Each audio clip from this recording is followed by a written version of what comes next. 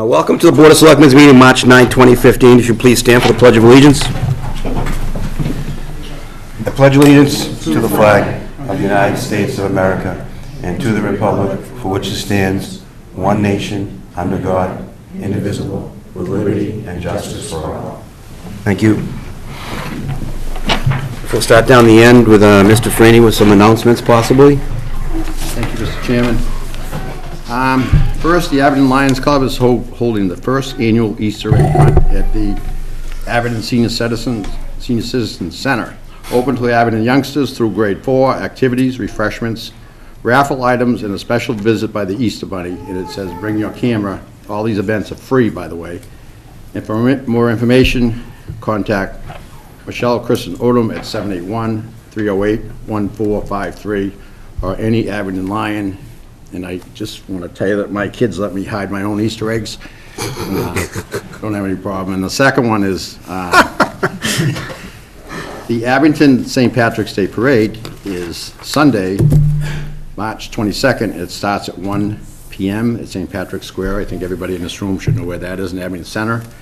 And I'd like to be able to, but I don't know if I can guarantee it's going to be a nice, sunny, warm day. So be there. It's always a great event. Okay. Thank you, Mike. All right, thank you, Mike. Two announcements. The first, members are needed on the Frollio School Council. The Frollio Middle School Council is in need of both a parent member and a community member. The Frollio School Council usually meets on the first Wednesday of the month from 4 p.m. to 5 p.m. in room 202. The school council focuses primarily on school improvement efforts. If you are a parent of a Frollio student or have a deep interest in Abington Public Schools, please contact Principal Roseanne Karposka, and her number is 781-982-2170 to learn more.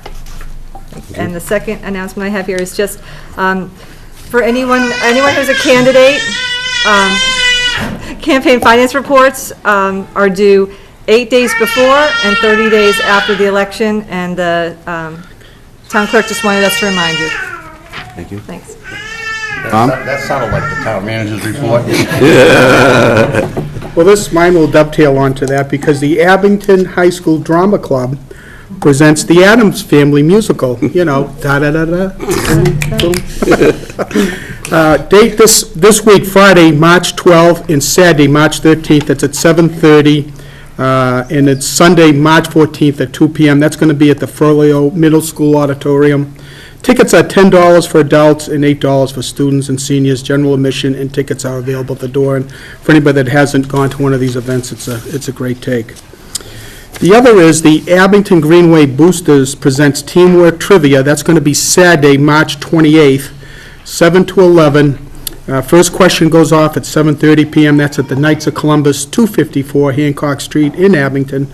Come enjoy a night of trivia with DJ Mr. Ed, not the hoss. Cost is $20 per person, $200 per table, 10 seats per table. Adults only, cash bar, raffles, 50-50, championship trophy, and prizes for the winning team. All proceeds support the Abington Greenway Boosters Sub-Varsity Athletics at Abington High School. For more information or to reserve a table, contact Mary Rogers at 781-223-8281. Thank you, Tom. The SAGE Committee of Abington, Saving Abington with Green Energy, is hosting an e-waste day. Anything with a plug, capital letters, anything will be taken at the Town Barn, 225 Central Street on Saturday, April 4th from 9 a.m. until 3 p.m. For those people who will be donating, they'd also encourage you to bring donations for the food pantry to include paper towels, tissues, diapers, toilet paper, toothpaste, and toothbrushes. No hazardous waste will be accepted, and that's Saturday, April 4th from 9 until 3. Thank you. Lastly, there are numerous events going on at the Abington Public Library. One is March's Youth Art Month, and I believe they're going to have hundreds of pieces of work from the Abington students on display, 200 pieces of work through the whole library to the end of March. There's numerous events going on there. Also, if you're interested in any of the events at the library, you can always check it out at Abington PL, Abington Public Library, abingtonpl.org, and check out the events there. So thank you for humoring us through our announcements, and without further ado, I would like to invite Chief Nuttall to the podium.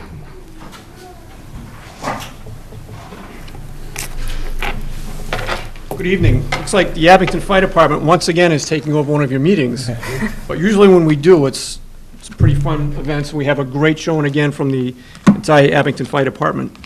This is another badge pinning ceremony, and really a change in some of the command staff at the fire department. And this has been postponed from about 6 weeks ago when it began to snow, and it just never stopped snowing. So the new people that we have already have a lot of experience with fire hydrants in snow, and where to find the fire hydrants when they're buried in the snow. So hopefully we can be beyond that. We're finally getting some melting this week to relieve some of the weight from the roofs that we have prior to any rain that we get over the weekend. Due to a health issue affecting Deputy Fire Chief Ed Belcher, which has prevented his ability to work and will likely lead to his retirement, the Abington Fire Department is reorganizing some senior staff to maintain continuity and effectiveness. This reorganization includes the promotion of an acting deputy fire chief from one of our captains and an acting captain from one of our senior firefighters. Tonight, we'll also be formally presenting a badge to a firefighter who has recently graduated from Mass Firefighting Academy, and to 2 paramedics currently working to staff a second ambulance Monday through Friday as part of the SAFER federal FEMA grant that we got. We are still working on recruiting, and eventually hiring 2 additional paramedics to bring our total staffing up. I'll talk about that in a moment. The reason we like to do this at these meetings is because it's real important, I think, for the residents as well as the leadership of the town to know who your public safety officials and personnel are, because of the emergencies we respond to many times in people's homes. So I like to not only recognize for the membership, as they do have these well-earned appointments and badges coming to them, but also so you know who's working for you and for the community. The position of Deputy Fire Chief in Abington is a vital role and requires several diverse talents. These include overseeing the fire prevention and code enforcement efforts, assisting and overseeing the efforts of the shift officers, and assisting and filling in for the fire chief. Captain Howe, Cap, you want to come up? Captain Ron Howe, a 31-year member of this department and the current senior captain, who has also recently passed the Civil Service Deputy Fire Chief's exam, has begun to fulfill the role of Abington's Deputy Fire Chief back at the end of 2014. Deputy Howe, Acting Deputy Howe, has actually been performing these duties almost immediately following Deputy Belcher's absence from the department, and he's doing an outstanding job. We're not going to do a formal badge presentation to Deputy Howe tonight for a couple of reasons. One, he's already been wearing and utilizing the badge of the Deputy Fire Chief of Abington. And secondly, his dad, retired Fire Chief Wallace Howe, Hap Howe, he's not able to be with us tonight. And we're hoping that eventually we'll be giving him a permanent Deputy Fire Chief's position, not an acting position. I was also going to have former Chief Howe talk about the ladder truck, but I thought maybe you'd rather hear that from me. Several people in the room know what I'm talking about. Anyway, Deputy Fire Chief Howe is acting deputy indefinitely, with the assumption that at some point he will become the permanent Deputy Fire Chief for the town of Abington. I just want to thank you for that. He's already doing an outstanding job. Dep, thank you.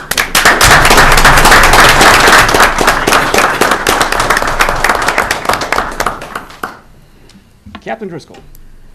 The position of fire captain is really the backbone of the department, as these officers oversee the endless emergency responses and operations of our resources around the clock. Their actions begin the process of creating order out of chaos or building the command structure when needed for larger emergency incidents. Firefighter paramedic Michael Driscoll is a 33-year member of this department and the current senior firefighter paramedic.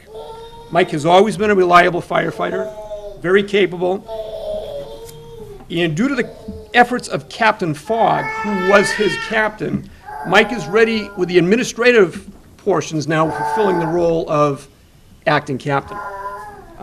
Here tonight to present the badge of fire captain to Mike is firefighter paramedic Jared Driscoll, who is Captain Driscoll's son. Jared? Screw this up.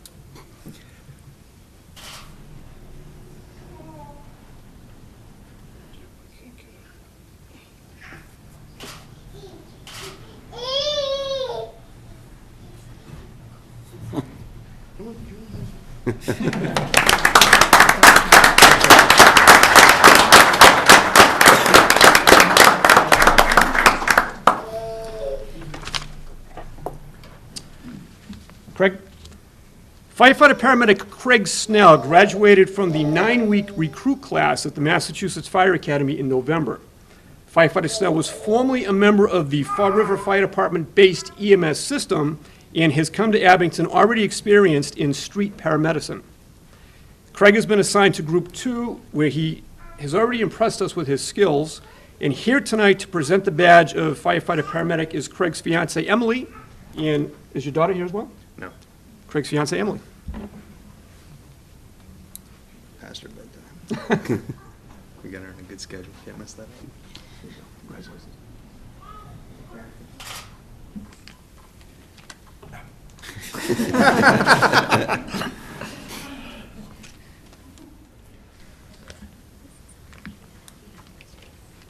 You didn't have your practice for us? No.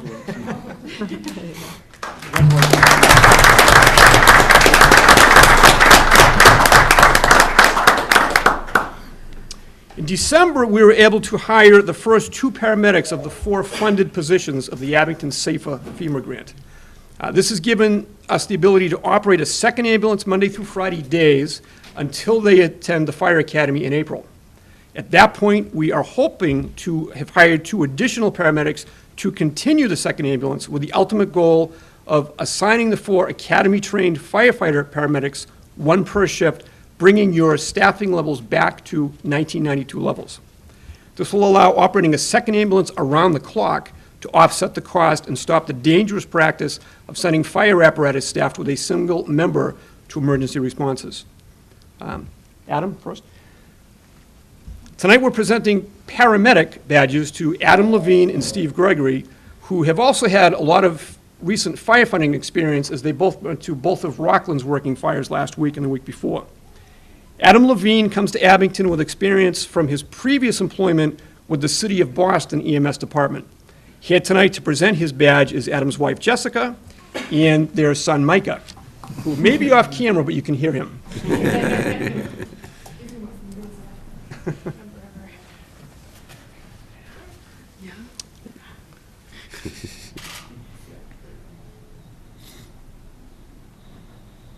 do think you're out of your nose.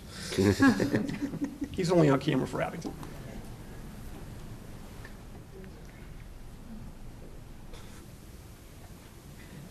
Micah wants to help. I think that's good enough.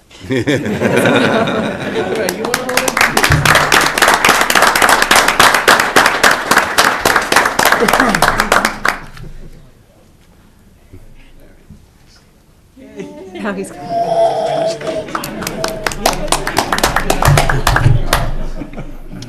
Last but not least, Stephen Gregory comes to Abington, also with experience from the private EMS sector, and he has quickly gained a lot more experience with us in a short time. Here tonight to present his badge is Stephen's wife, Amanda.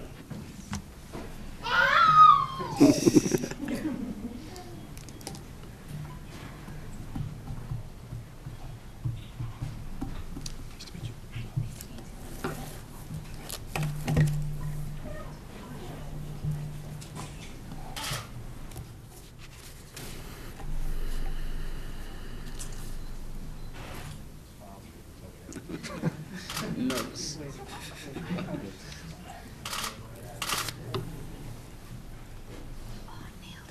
Good job.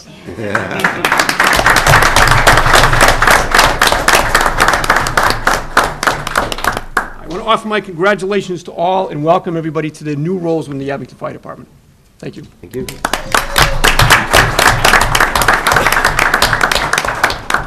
We'll take a 5-minute break so we can get some pictures taken and congratulate the officers. Thank you for coming, everyone.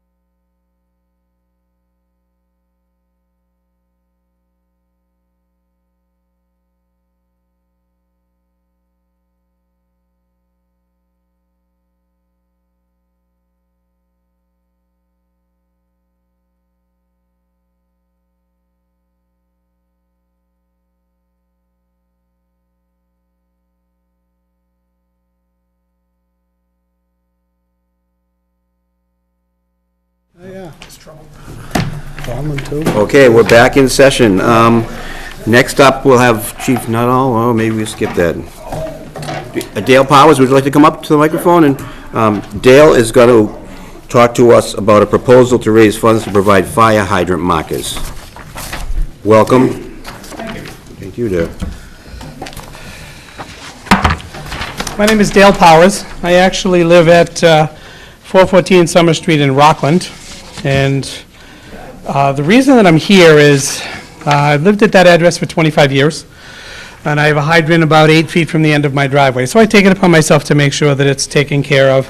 And through seeing a few issues this winter, of course, we all know what the snow is like in various other towns, I started looking at programs on TV. I saw news clippings and stories about towns that were doing things like giving away Dunkin' Donut gift cards to people that shoveled out fire hydrants.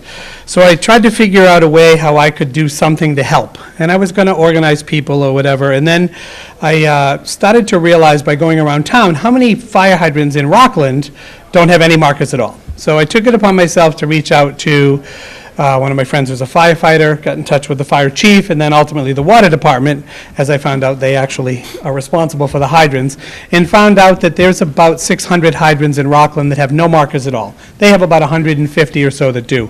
And those were done either through private donations or Boy Scouts of America. An Eagle Scout might have done some work there.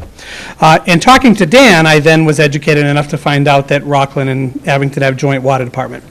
And he mentioned to me that Abington was in just about the same position, where they had about 150 to 200 hydrants that were marked and about another 600 that weren't. I had gone to Dan with the idea that I would start a program. I found a company. I brought some samples of fire hydrant markers, and I would start a program where I would get people in Rockland to adopt a hydrant, pay $20, they would adopt a hydrant, it would get a marker, and the water department would receive it, and then they would take care of servicing it, any upgrades that needed to happen. And then I just said, well, if Abington's in the same position and it's the same water department, I'll take on the responsibility if everybody's okay with it, and I'll do both towns. I do have some connections in Abington. I run the Defenders Drum and Bugle Corps, which is housed out of the senior center, and we've been there for 7 years. I'm good friends with many people that live here. I work with Maureen, actually, and I'm good friends with Suzanne and the previous COA director. So I've got some connections here, and I said, it can't be that different. When I found this company, they had a program that was set up in Tewksbury. When I got a hold of the fire chief here to make sure he was okay with my proposal, I informed him about Tewksbury, so he went and looked into their program. And basically what happens is this company will set up a web page where people will be able to go to this page, print out a form, send in $20, adopt a hydrant, and then the money would all be made out to the fire department. They can drop them off at the fire station. And then I said, I'll take it upon myself to reach out to the community and see if I can get some of the youth organizations to help man information booths at Stop and Shop, at Dunkin' Donuts, at Lowe's, where we could pass out these flyers. Social media, we can do that. The fire department was willing to get involved through the newspaper, or anything that we could do, even going to the high school and see if some of the seniors need community service hours. Maybe they'll work on a Saturday morning and pass out flyers for us. The goal would be to fully fund both towns, and that would be about $1,200. We would keep everything separate. I would like to create a web page at some point and maybe have a link in both towns to where we would list the names of any businesses alphabetically and any individuals alphabetically who would like to adopt a hydrant. So it can have a person's name, and it can have a 3 after it if they adopted 3 hydrants, or it could just be their name. A little bit of recognition if people wanted it, but I think a little bit of, people have seen what this winter can do. I think Newton had 2 instances where they had one where they had a fire where it took them 7 minutes to get the hydrant dug out, and they said they lost the house in 7 minutes. So, and there's been 2 or 3 others that ran into the same situation. Again, I think that with a little bit of work and a little bit of help from some of the community, we can probably get, my goal is to do this in 4 months, starting it in April. When I talked to Dan, he said he had the capability to where he would put them on in the fall, take them off in the spring. That way that we wouldn't have to worry about, or less worry about vandalism. The kind that I brought here today are made of fiberglass. The initial concern was that we were going to, the initial ones that people get were made of metal. So some people steal them because you can scrap them. Other people, Dan said the concern was they get bent, and they can cause damage to cars, bicyclists, people running down the street. These are all fiberglass. If anybody bends them hard enough, they would break. We can vary them by length. We can also vary them by color. So I got a couple of different ones, different styles as well. But as I was talking to the chief outside, I said we can pick whatever colors we want. We can also put a marker at the top, which is the Maltese cross for the fire department, and it would help identify what that was. The $20 per hydrant would cover the cost of making the hydrant, the Maltese marker, and the shipping to the highway department or the fire department, however we choose to go that route. And then they would take care of them and they would maintain them. Dan was willing to do that if we could arrange to get them all in, and he'll keep them separate. If Abington buys 400 and Rockland buys 300, then so be it. That's the way that it would go. So I'm willing to make this a summer project. You know, my wife thinks I'm crazy already. I got too many projects going on. But I think it's something that I think with just a little bit of education and with social media, I think we can make this work. My objective here today was to make you aware of what my project was, to see if anybody had any objections or thoughts. I've already talked to the fire chief in both towns, again, the water department, and I've written to both police chiefs, and if they've had any objections, I haven't heard anything yet.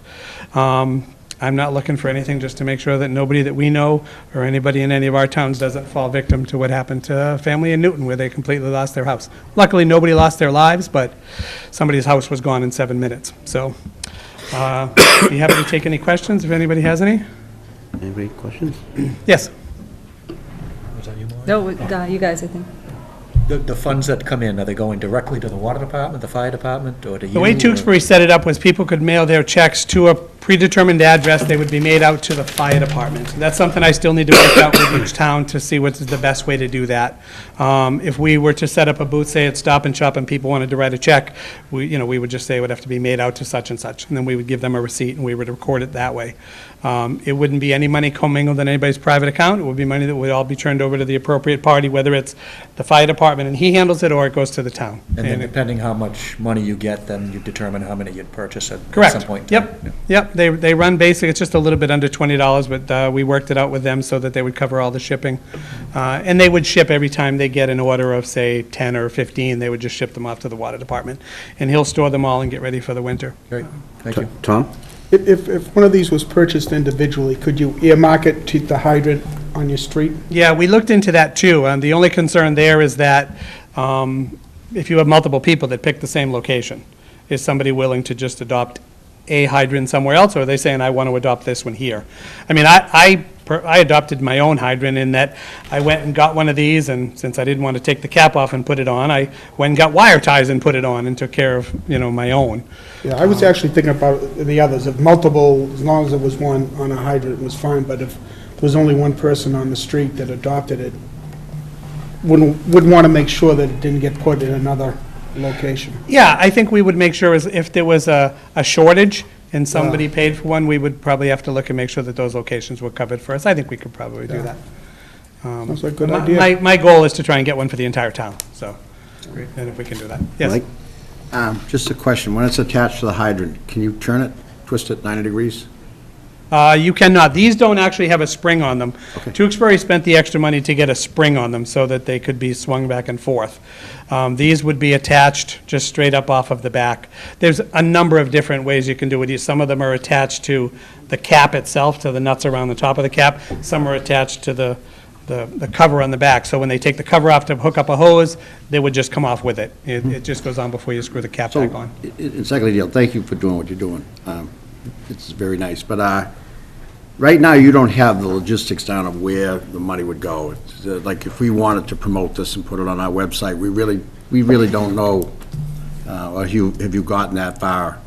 Nope, I know what Tewksbury did, and I'm speaking at the Rockland Board of Selectmen next weekend. I wanted to make sure that both towns were in favor of it, and there were no issues with it, and then I would work out the logistics from there. I would work with the chief to see what would the best way to do that, how to make the checks out, and does he have an account that he can deposit? Because sometimes municipal finance, and Rick, you might know a little bit better on this, would it have to go to a gift account, or, I mean, how would it, Well, it might be the situation where the board would have to approve a gift account, or if it's run through the joint waterworks, that's something their board would have to do for accounting purposes. so that they're not commingled funds. But logistically, from our standpoint, really the work becomes out of the town accountant and fire chief, sorry. So, but you could be asked to set up a gift account in the future. All right, so once we get that information, we might have to discuss that a little further, but And I'm shouldn't- hoping, that shouldn't be a problem. I'm hoping the beginning of April, we can start Good. doing this, and that's just getting the website set up, that this company will help set up, then each, Tewksbury just put a link on their town page to the Adopt a Fire Hydrant program, and it went right over to High-Vis's website that they hooked up. And then it said right on there who the check should be made out to and where they could be mailed. We would also do that on the information flyers we would pass out as well. And just to be clear, so you could designate that you wanted an Abington hydrant or a Rockland hydrant. Absolutely. You're not necessarily designating, I want that hydrant, but it just would be an Abington one. That was the initial plan. I mean, if somebody had said, I want to make sure there's at least my neighborhood has them with my money. You could do that. If 3 people in the neighborhood donated there, we could probably say, we make sure your neighborhood is covered. No, the plan was that any money that comes in from Abington businesses and Abington residents would stay in Abington and go to Abington hydrants, and Rockland would be the same. Yes. So basically, it would be 100%, your contribution is 100% to the town. There's no telephone solicitors or anything like that involved. Absolutely not. Thank you. Nope. I'm looking to just do it through information, through social media, and through flyers and some community service programs. I mean, I'll even look into the possibility, when I talked to the fire chief in Rockland, he said, he would consider talking to the superintendent, and maybe we could send home a flyer with the kids in the school, and again, get it out to another 600 or 800 homes, and maybe people we wouldn't have met yet. So any option that we do with one, we'll certainly try with both. So. Chief Nuttall, you want to add something? Yeah, please.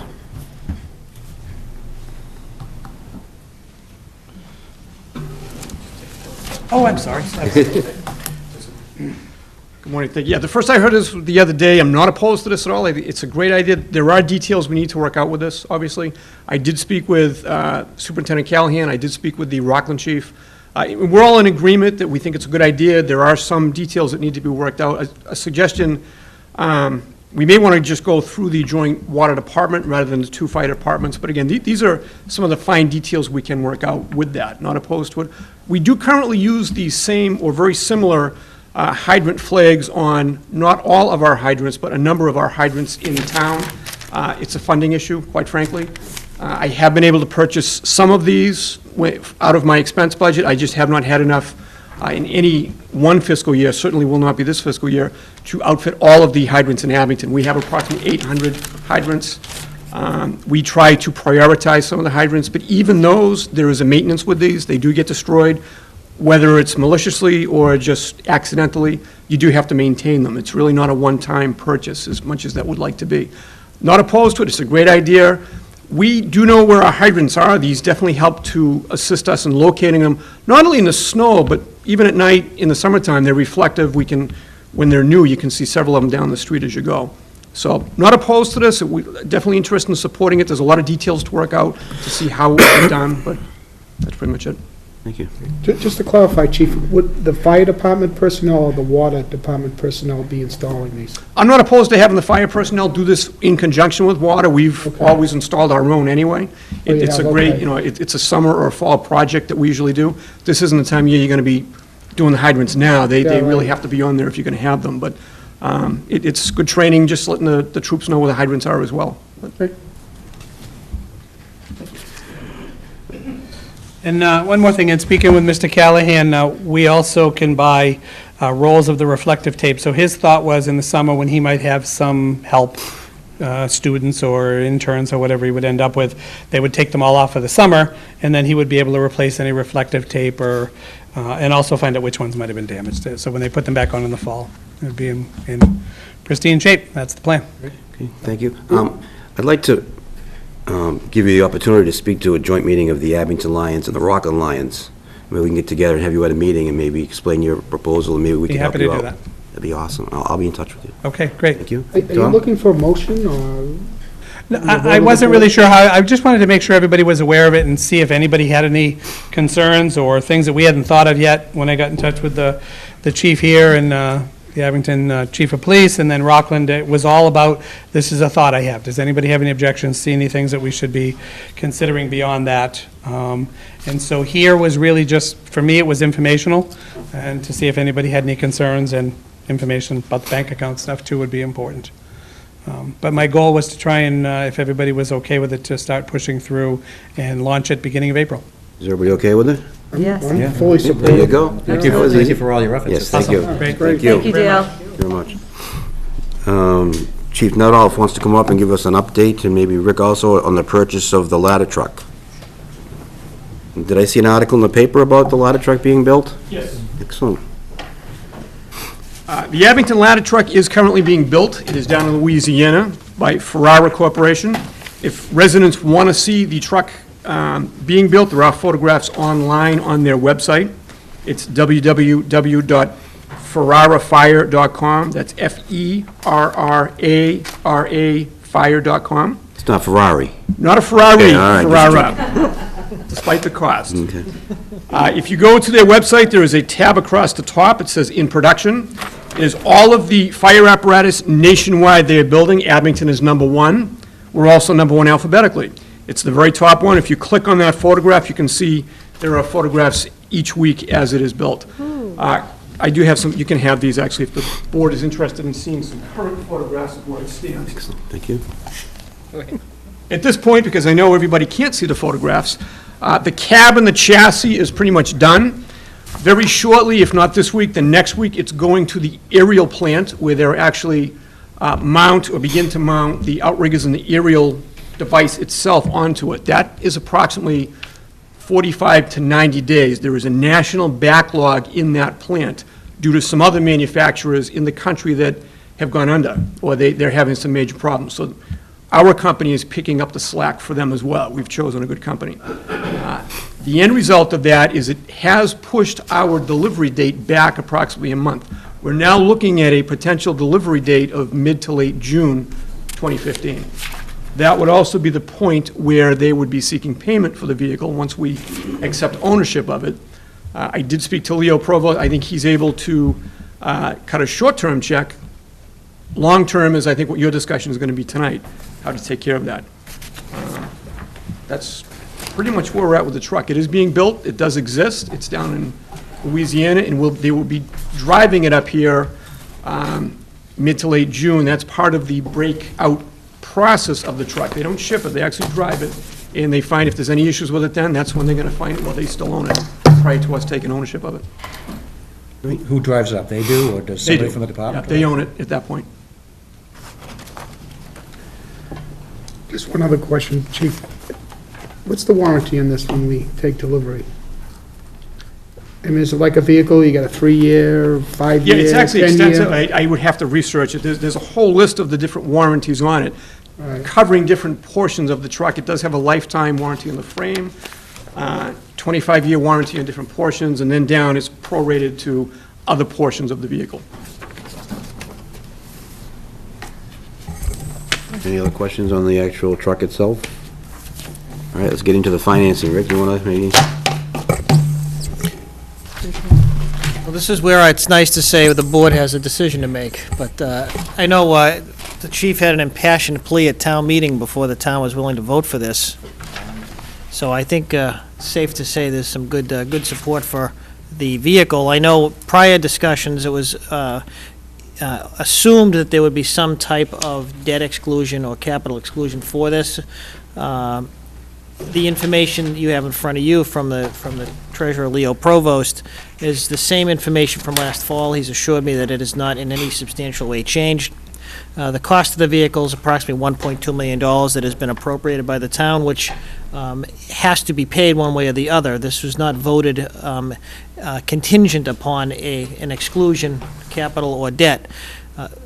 However, the approximately $100,000 to $150,000 of debt service, depending on how long it would be borrowed for, will have a significant impact on the town's operating budget. I'm sorry, Chief. Okay, thank you.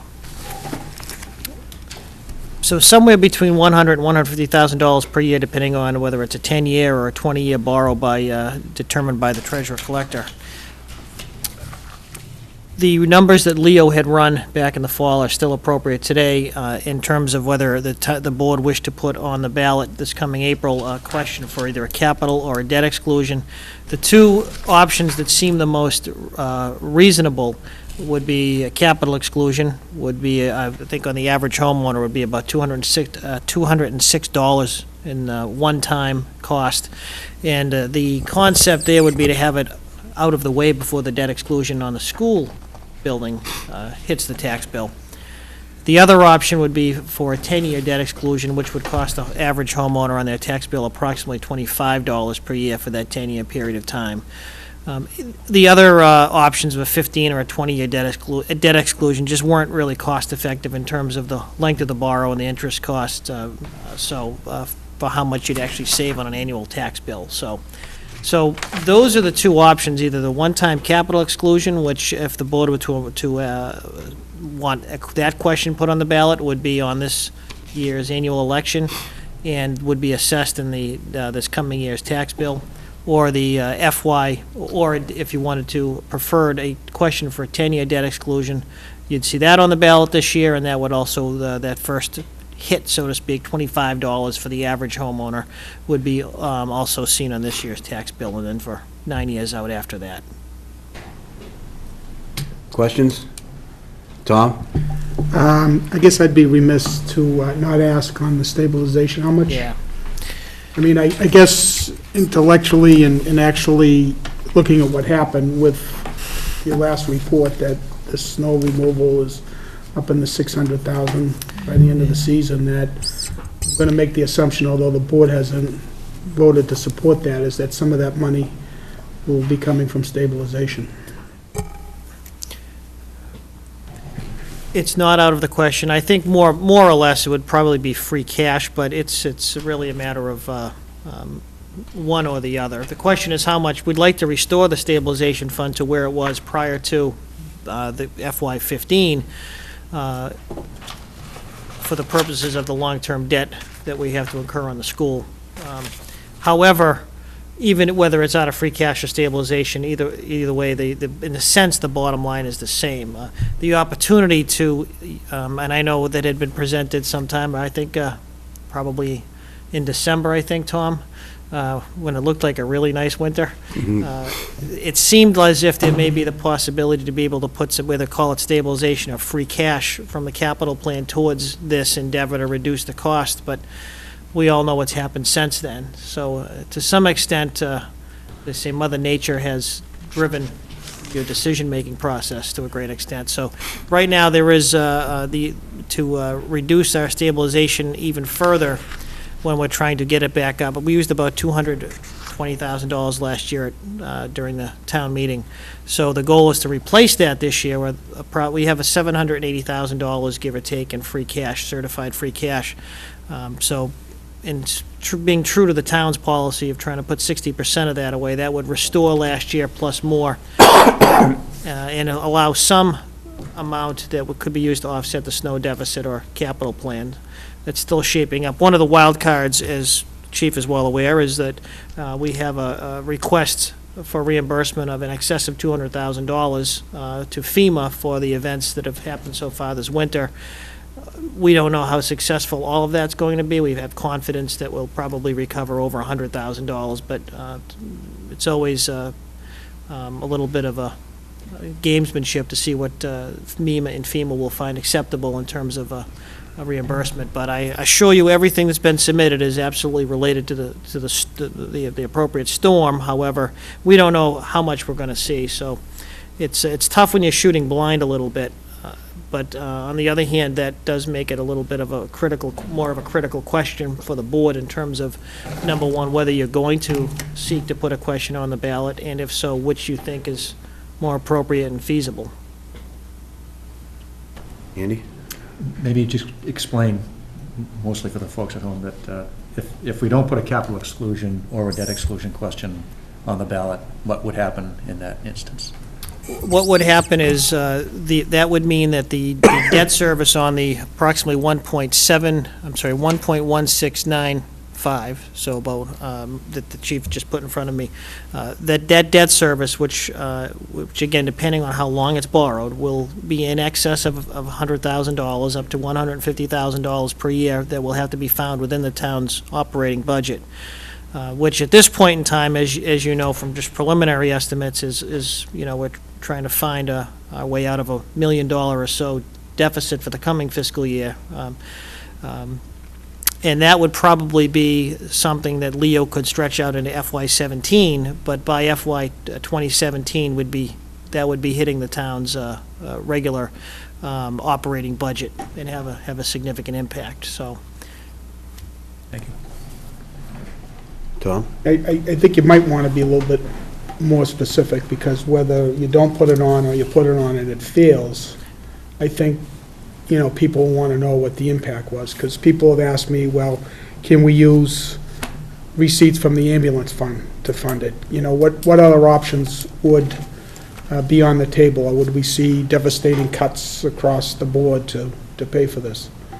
And I know it's premature to get an answer now, but I think as we get closer, I think we're going to, because my understanding is we're going to go to town meeting April 4th or so to open it, and this will probably be on it to put it on the ballot, so I think we need to be prepared to... Keep in mind, the selectmen are the ones who determine what goes on the ballot. Town meeting doesn't make that decision. But doesn't town meeting have to approve? No. Town meeting has already appropriated the funds. We already did that, right? We already Town meeting- authorized the purchase, so we appropriated the Oh, funds. I thought we had a vote to put it on the ballot, and townspeople have to approve that. No? No, Okay. So no. They would have to approve it at the ballot box, but the town meeting doesn't have to approve a ballot question. That's something the Board of Selectmen has the authority to do. It was, and again, this is later on in the agenda, the discussion on the timing of town meeting. The recommendation I would have is to postpone the town meeting like we have in the last several years to the regular June date. So there wouldn't be any need to open up the town meeting in April just for what would be a parliamentary question if that were the case. But as it stands, the Board of Selectmen has the authority to put a question on the ballot. But just back to your point, Don, if we didn't approve it, obviously, there's going to be some budget. Yeah. Well, Budgets that will be you're affected. going to have 4 or 5 weeks to figure it out, right? Again, I mean, No, you're right. from my perspective, I fully support it. As people know, I made a pitch, thought it was a legitimate one, to take money out of the stabilization, if there are other funds like the ambulance or whatever, but I think the pragmatic side of me recognizes it's been a tough winter, and we all know we underfund the snow removal account, and typically, whether you call it stabilization or free cash now, where you don't have to get 3/4 approval from town meeting, it would seem reasonable that we're gonna need to hit that this year to balance our budget. So I don't want to give people the impression that I'm saying we shouldn't support whatever financing is in here, that we're going to approve, because I don't see any other option, and I'm certainly a supporter of putting this apparatus into operation. It just might review a little bit. We went to the town meeting with the full intention, knowing we had an emergency situation in the town, that we needed a ladder truck, because we would depend on mutual aid. And we were going to make that proposal to the people, but we were going to explain what we were going to do, but we didn't want to put it on a ballot of last year, because it would have caused a special election, and we also had a school vote coming up, so we chose. But come the time to explain that at town meeting, and correct me if I'm wrong, Chief, the chief got up to explain it, and there wasn't really any question, so. No, I think it was voted before he got to the microphone. So we kind of let it go. So now we're at the point where we did have a meeting with, a committee that was proposed, and we did talk about this, and, I think the people in that room that night felt that we should pay for it in 1 year. They felt that would be good, but they felt for the community that it would be best to bond it over 10 years and pay it, which is roughly $25 a year for the average household, if I remember correctly. Now, we're going to propose to the town meeting, that we're going to put it on a ballot, but town meeting can vote it down right then on the floor, right? No, the Board of Selectmen can vote to put a question on the ballot. All right, so Don't- town meeting has already voted. We've already So done that. we're gonna vote just to put it on the ballot, but the electorate can vote it down. Right. And at that point in time, we're back to, Square one. perhaps what the proposal Mr. Dion said was to try to do it, but it would impact town budgets. Presumably, right, we would have to absorb the debt and interest into the operating budget of the And town. I am not, if you know me at all, a fearmonger, but one of the things that was expressed very clearly was it could in fact jeopardize our bond rating if we took too much money out of the stabilization. In fact, that the bond councils, bond things had looked towards the town, that we had put money aside for our OPED things, and we had put money into the thing, and we were being fiscally responsible. So there is a chance that if we were to take all the money, if it didn't support it on the ballot, the residents decided not to, then it could in fact reflect on our bond rating, and then our borrowing rate would go up. So when we're borrowing the $40 million or whatever we were, it could effectively come back and bite us, that it could cost us more to borrow the money. Is that correct? That is a possibility, yes. So I just- No question about that. I just want to be clear in my mind and clear to the residents that, and I'm not usually that clear, as you know. I understood every word you said, Mr. Frady. So are we to make a proposal, Well, in my opinion, it comes down to two choices, either a capital exclusion, one-time capital exclusion, or a 10-year bond. yeah, I mean, I don't know what the rest of the board members, but I personally think a 10-year bond would be easier for the people. That's reflecting, I think smart money, I would just as soon pay for it 1 year. But you know what, my kids are out of the house, I'm in a different situation. I think that, you know, I would like to see it over 10 years, but that's just me, whatever the board supports. We have a lot of people in the audience that are very wise in the budget matters of the town, and the fire chief, you are one of them also. If you want to get up, you want to say something? On one point, if I could, real quick. I put the pressure on you guys, too, so. This gives them a chance to think. Only one point that Tommy and a couple of people brought up with the question of the ambulance account, and that's a great question. A couple of things with that. When we change it to an ambulance enterprise account, I believe we're restricted what we can spend those monies on. It really has to be limited to the ambulance. Now, yes, we could have an argument if the ladder truck responds to emergency medical, but the real reason I'm here speaking on that is we have really been using the ambulance funds very efficiently, to the point where by operating a second ambulance, by hiring these 4 additional FEMA grant people, I'm hoping to bring in more revenue to cover their salaries once that grant is exhausted, as well as that's currently paying for the new ambulance, the ambulance supplies, the ambulance billing company. The bottom 8 firefighter paramedic salaries are directly being paid for from that fund. There really is not going to be a lot left in that fund whatsoever when we're done. I'm hoping, quite frankly, we're going to be able to break even in 2 years with that, but that's only food for your thought, that's all. Okay, thank you. Chief, what's the life expectancy of this vehicle, too, is, Of the ladder truck, yes. 25 to 30 years. Okay. So a 10-year purchase for a 25 to 30-year vehicle, not a bad option. Mike? Had that been in the capital plan? It hadn't, I don't believe it was previously to last year, but you had a catastrophic failure, so to speak, that drove It this. wasn't a I'm plan. not sure, I but think it whether was, could Rick. act on I went back and looked at it. It wasn't at the amount that it actually came in at, but I did go back, and Several years it ago. was in there, out, I think, 3 years in 2017 to purchase it, so it was accelerated. Significantly. Board members have anything else to add? Just a question, Rick. If we went the debt exclusion route, the 10 years, does additional borrowing affect the bond rating? No, not if it has an associated revenue stream. I think the concern would be if you had a borrowing that didn't have any associated revenue stream for that period of time. Again, $150,000 a year when you're already in like most cities and towns in Massachusetts. I think that would be more problematic than a debt exclusion. And the other thing, as far as discussion on this, I think, I understood, we ruled out the possibility of having either a capital exclusion question or a debt exclusion. In other words, whether people wanted to spend the $204 per year to fund this one time, get it out of the way, as Mr. Franny had just mentioned, or whether it was more efficient, economical for most of the town people to pay $26 over, over the life of 10 years. I think we talked about that, but we thought it would be too confusing for the residents that.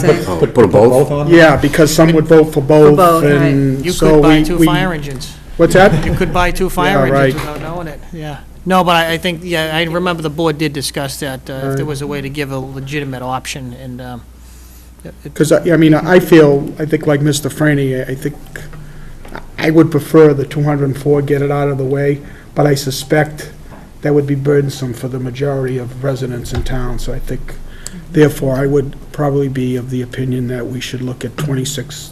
This is, again, for the average property owner, single family, over the course of a 10-year debt exclusion. Yeah, I'm in the opposite vein. I like to get it out of the way because it kind of ramp people up towards when the school bills hit. It's gonna be a substantial jump. At least this way, they'll get this out of the way for 1 year. Then the jump will happen. They'll be kind of eased into that. So that's the way I've been talking since the beginning. So that's my train of thought, 1 year capital exclusion. And we did pass a capital exclusion 4 years, 5 years ago? Yeah, I forget how much that was for. that was, Can we take a couple things and lump them Yeah, together? we lumped it. There were a couple of things that we thought we could carry within the budget as far as borrowing, and Right. we hit the wall that bad budget year, and then Yep. as a result, yep, we put it on, and the town did, it was a capital exclusion, and it was, I think it was about $140 per average, I think was what the average was. I'm kind of in line with Ken. I'd like to see a capital exclusion. Get it done, get it purchased, get it paid for, and then it's done. And I know $203 is a lot of money to a lot of people. My other question would be, if the capital exclusion failed, if it was a capital exclusion, it failed, would we have time next year to put on a debt exclusion in the spring to see if the town would be willing to maybe go that route? you could, in fact, you could, some towns have actually done retroactive debt exclusions, but I would suggest that the treasurer would be able to short-term Short-term borrow for that period of time. provide another opportunity, but, in fact, I'm not sure, it's not out of the question that Abington may have done a retroactive debt exclusion in past. I know a number of towns did that during a couple of last financial crises, to get some debt off the books and have it funded, so. Mr. Chairman? Yep. So the Honorable Mr. Donlin had his hand up. So, I'm sorry, I didn't see that. Are there two Mr. Donalds here? An honorable one and a... Right. Sounds This to is me the like honorable one. you have basically a question you can go out to, whether you guys want to debt exclude, and you make a decision after you have that ballot question, whether you want to, if it fails, then you guys have to make the decision, because you got to pay the bill. Right. Right then after that. So, you just go out with a debt exclusion and see what happens, and then you guys got a little bit of time to discuss on what the townspeople think of the alternative. You don't have to say on that question how many years you're going to borrow for, right? You don't. Yeah, that question on the ballot, it just says, Right, I think you're right. that you could go out for a debt exclusion or a capital exclusion. So you don't have to say, but I capital think You don't exclusion, have you're to not say that. borrowing. You guys make that determination, along with Leo.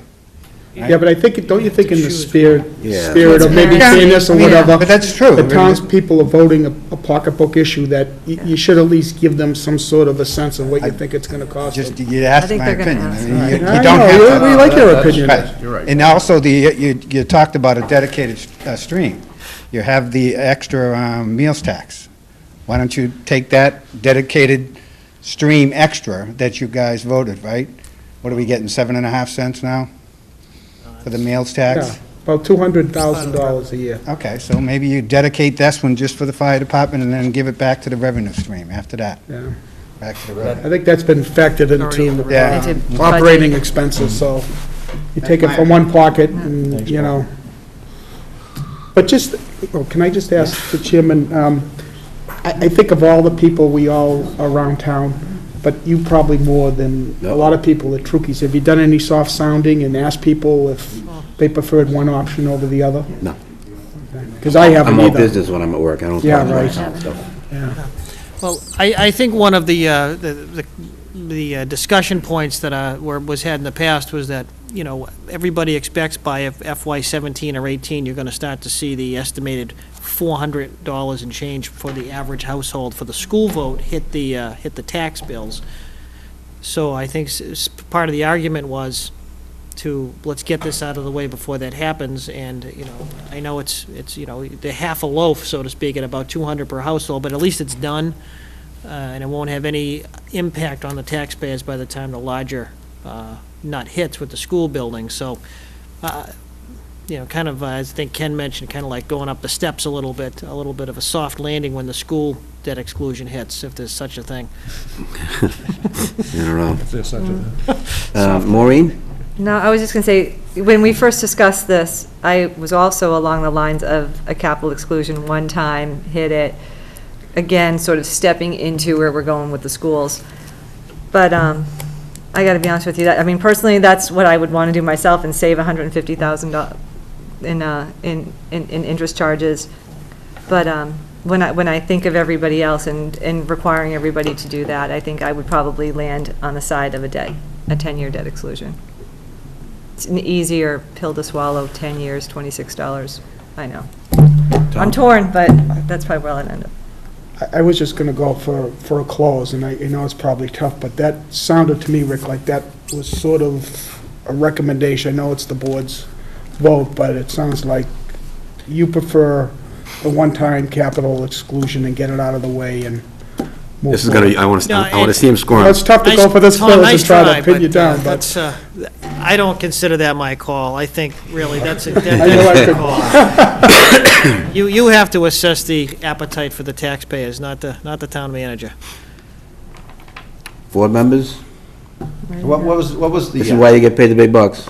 how much with the school is actually bonded? Because it goes out in portions. Pieces. It goes out in pieces, so we really don't know, but what was it on average? Was it $400 a year? It was a little over, I think, about $420. So $100 a quarter. Yeah. Now, again, keep in mind, that's the impact of the town hall and library are falling off at the time that the major piece of the school's going to hit. So the net increase is about the $400 you refer to when all is said and done.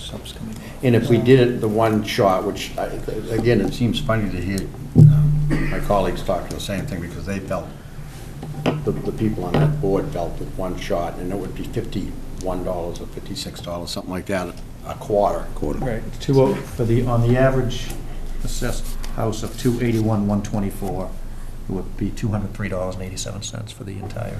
You know, I gotta say, that I think smart money would go that route. You know, overall, yeah, you're gonna spend some money, but in the long run, you're gonna spend less. Very much less, yeah. So you're voting for the 204, Mike? I mean, I'm you're really suggesting torn. that? Very much on the fence, I'm very much torn, but I think that's, you know, if you're gonna get $100 a quarter coming on, and you're gonna get $100. All right, we can keep going back and forth. Someone make a motion. I'm going to make a motion that we support a capital exclusion.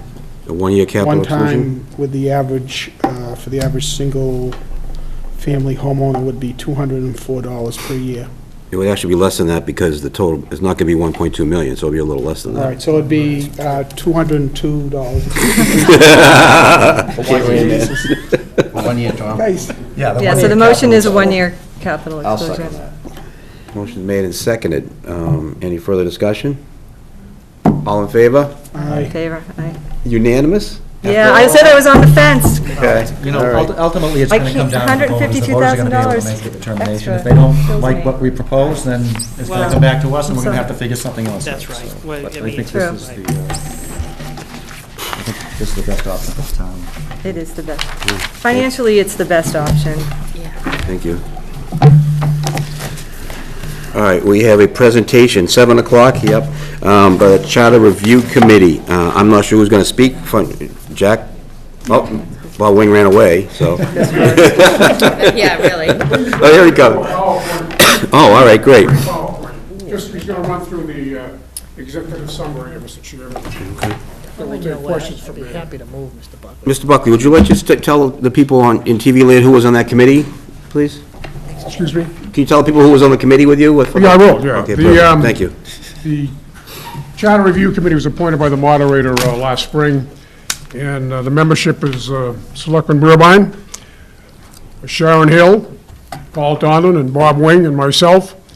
And I would like to state at the outset that we would not be at this point without the help of Compliment Page, the town council, Lauren Goldberg, who did extraordinary work, exhibited a great deal of patience, certainly with me, and we are very grateful for all the work that she did. And so without further ado, we'll move on to the executive summary, and Bob has a PowerPoint prepared for it, and you all have a copy of the executive summary. It's a three-page, I guess, 3 or 4 page summary of what we did with the charter, and there we are. And as we go through it, we'll hit the highlights and then obviously open up to any questions that you might have.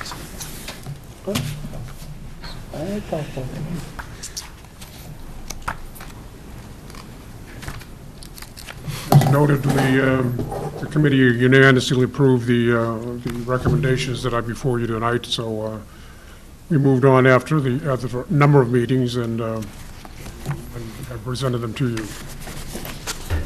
And we spoke with the town manager. We had input from the police chief and fire chief through the town manager.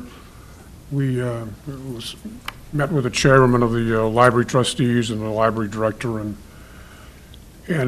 obviously it was open to anyone who wanted to appear before the committee. There was, Selectman Dion came and made a couple of points that we incorporated within the recommendations. So we did have a number of meetings. We had a public hearing, and at the end of the public hearing, we made our recommendation. What we tried to do was to look at the charter in its totality and break it down by articles within the charter and try to make it flow in a little better fashion than it flowed before, make it a little more coherent, and set up timelines for the budget, for example. Clarified the role of the town manager, and I think we accomplished that.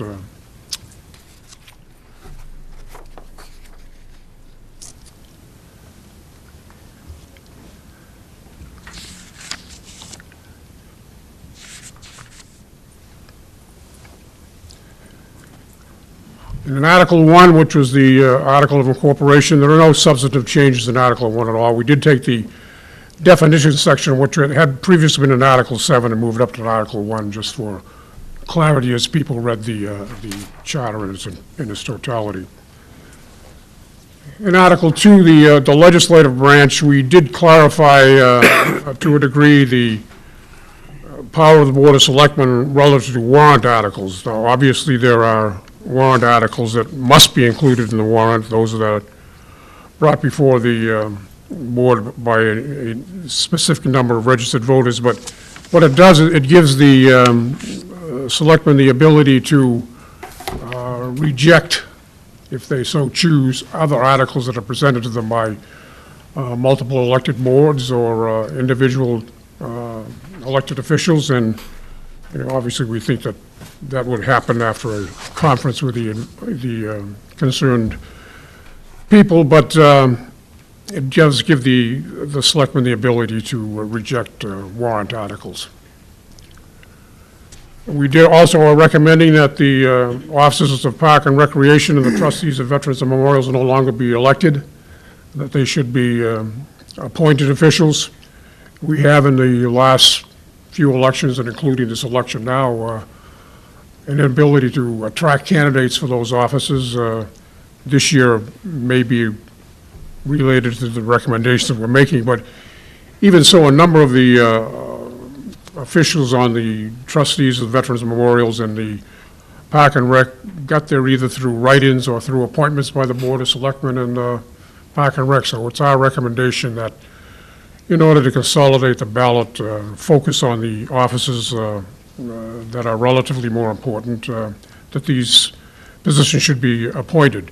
And I think you'll find across the neighboring towns that most of the towns appoint a Park and Recreation. It's either a Youth Commission or Park and Recreation Commission or Recreation Commissions, and they are appointed, in fact, and this just brings this town into line more readily with the other communities in the area.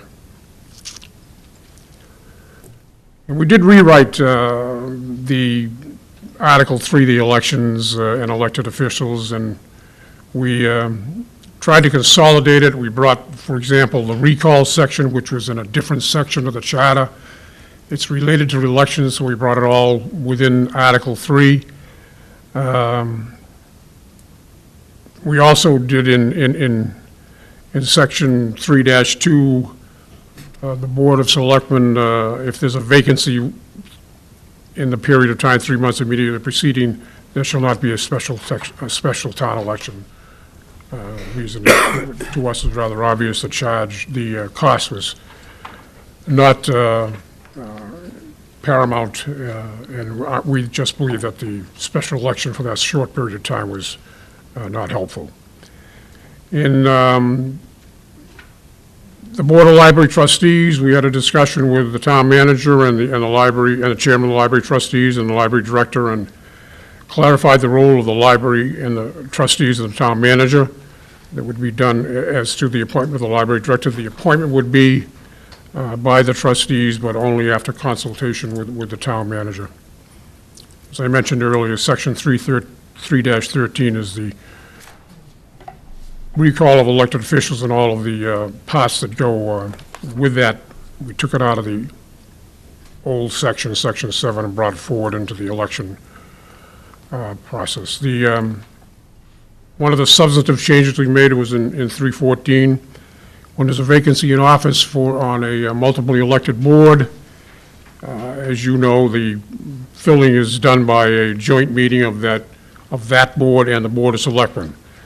What we're suggesting is that the quorum of the Board of Selectmen at that meeting is sufficient to move forward, even though there may not be a quorum of the board that's affected. But we put the power of the vote in the Board of Selectmen in a joint meeting, but as long as there's a quorum of the Board of Selectmen, then that vote can go forward. The other revisions in Article 3 are related to really numbering changes in sequential order and are not of any substantive nature. Article 4 is the town manager.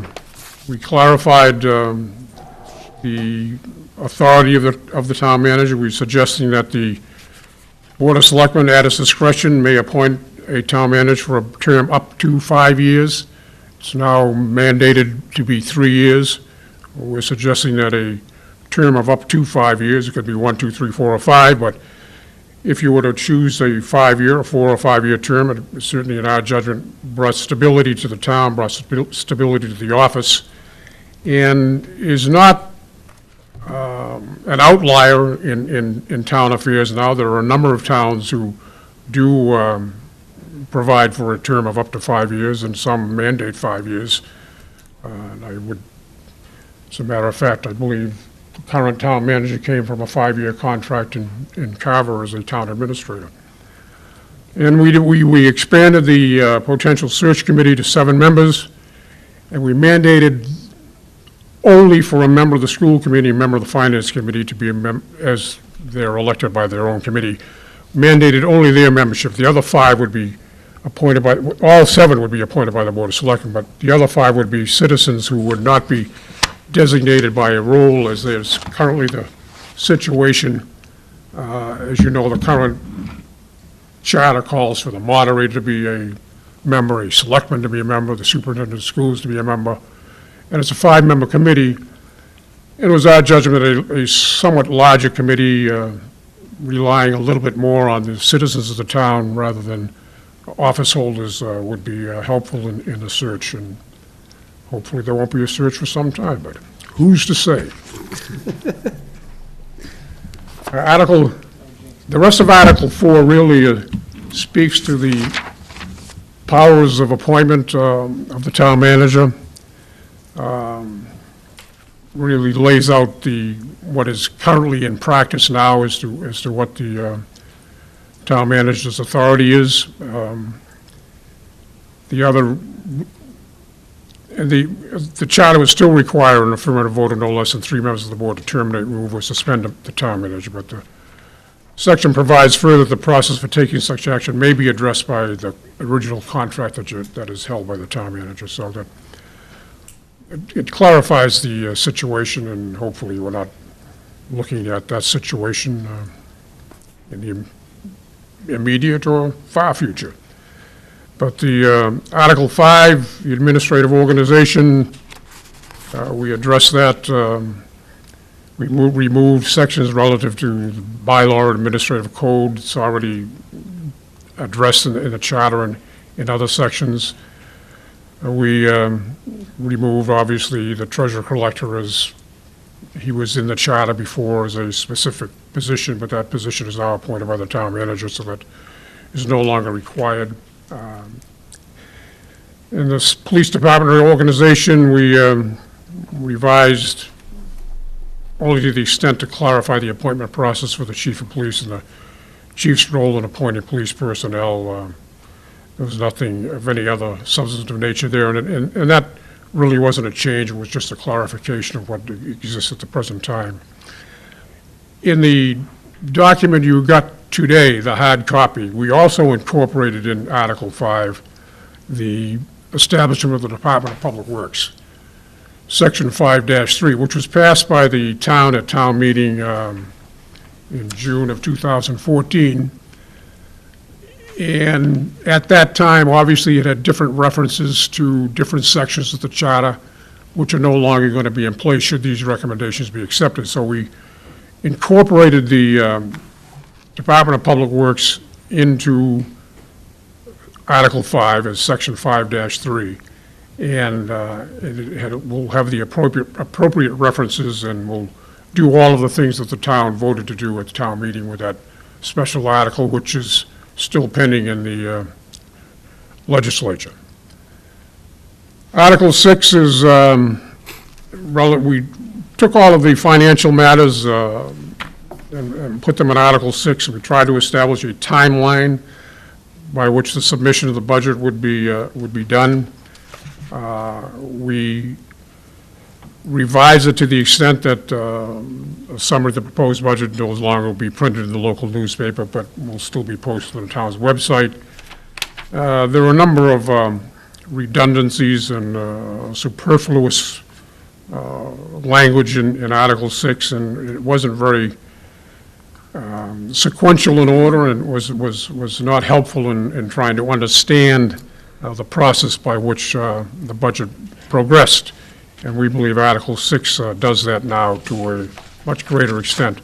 And I might add that in the charter, we did reference, where appropriate, the appropriate bylaws. For example, when we talk about the Finance Committee, or we talk about the budget process, we reference in the charter the specific bylaw that covers those subjects. For example, the makeup of the Finance Committee is covered by a certain section of the bylaws, and we reference that when we speak to that issue. Article 7 of the general provisions, there's nothing of any great substance to that. We did cut out a lot of the language when we talked about the open meeting law, that you'll conform with the open meeting law, and rather than lay out all of the things that you have to do, we just said that the open meeting law will prevail. Other than that, the removals and suspensions was revised so that it's applicable to the removal and suspension of the town manager to simplify the process.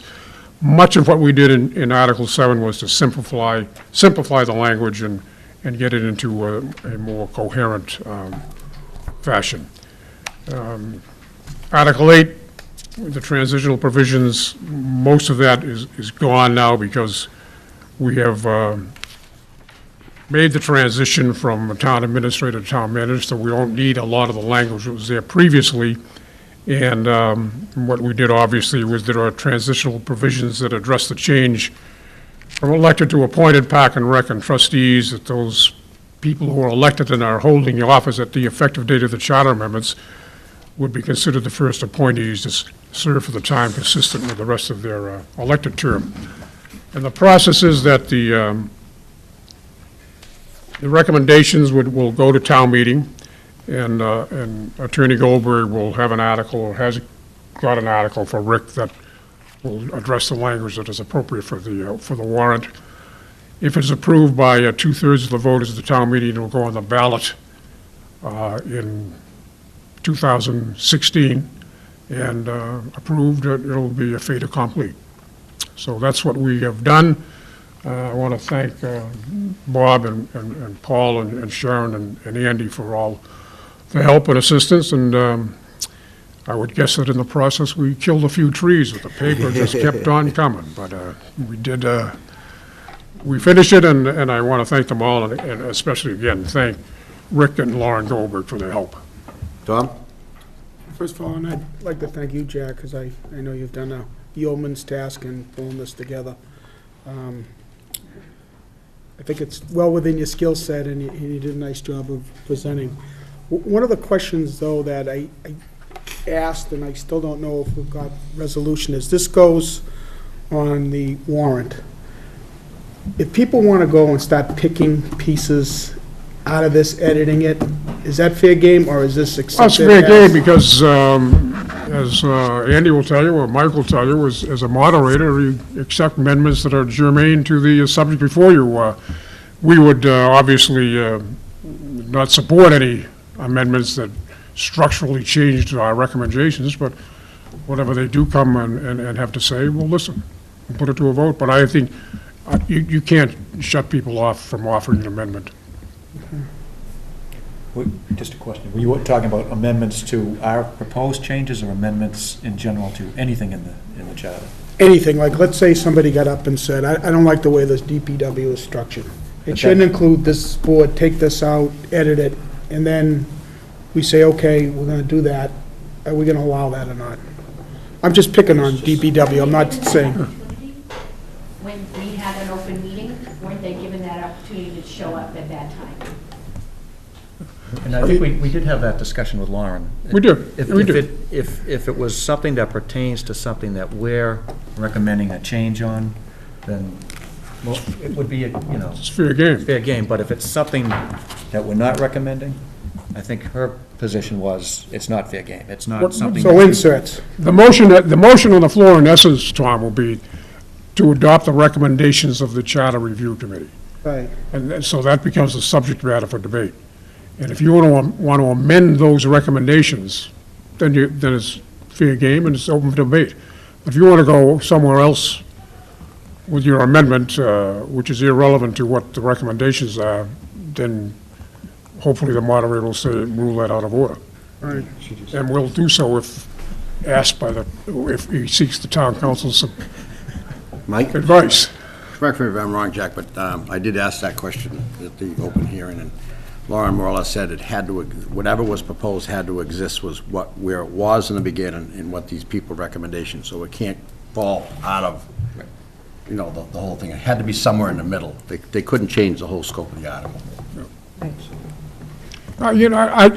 As Sharon said, we had, 11 or 12 meetings. The public was invited. We heard, I don't think we heard any members of the public comment. We had some elected officials, obviously, and appointed officials, but there was no great input from the general public.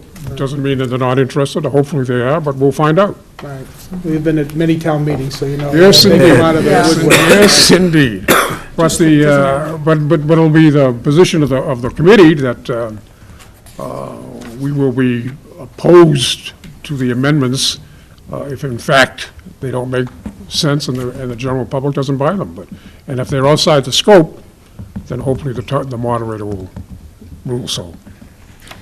And help me with this language, again, it just picked up on it, says the town manager shall execute a bond in favor of the town for the faithful performance of his or her duties in such sum and with such surety as shall be fixed and approved by the Board of Selectmen, who should not waive the requirement of a performance bond. That almost sounds like a construction sort of a thing, that for you to perform, you have to put up a performance bond. It's really a public officials bond, which is purchased, just like the selectmen have, Okay. public officials bonds and the school committee liability, et cetera. It's really in that same vein. So the town manager, in effect, isn't, it's more the town that's, Town manager spending the town's money to provide okay, bonds. that's what I was getting at. Thank you. It's much like Glad I could the, clarify that. much like the treasurer collector's bond. Exactly. Any other comments or questions? Yeah, Mike? I apologize, I respect the work you've done, but I brought it up at your public meeting, and the one concern, and it's a genuine concern for me, having gone through the first process and gone through the second process, was going from to 5 years on the town manager's contract. We made a mistake, I think, in the first time, because it only gave us 3 years. I think the language is very good, if it would say from 1 to 3, and we're saying 1 to 5.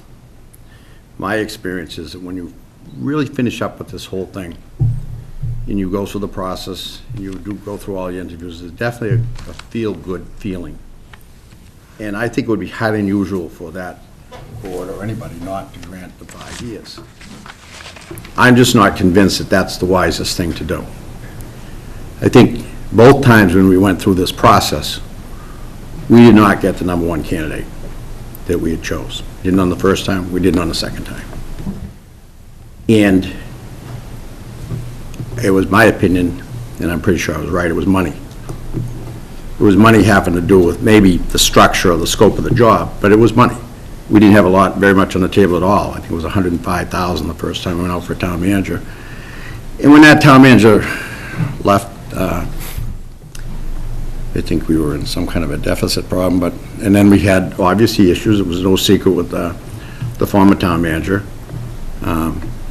in the 3 years. So you find out a lot in the first year of anybody, whether you're a professional athlete or whatever. And I'm just concerned because when I was on the school committee, sometimes we'd have to get rid of a staff member or something like that. And it was always, you never were able to just get rid of them. You had to buy them out. You had to buy them out.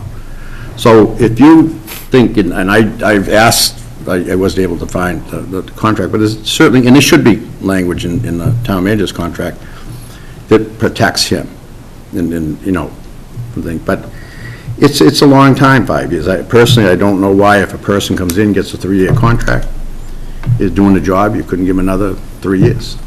It's up to 5 years, isn't it? Up to, I understand that, I'm just saying, I think that the 5 years could be a shocker for the town.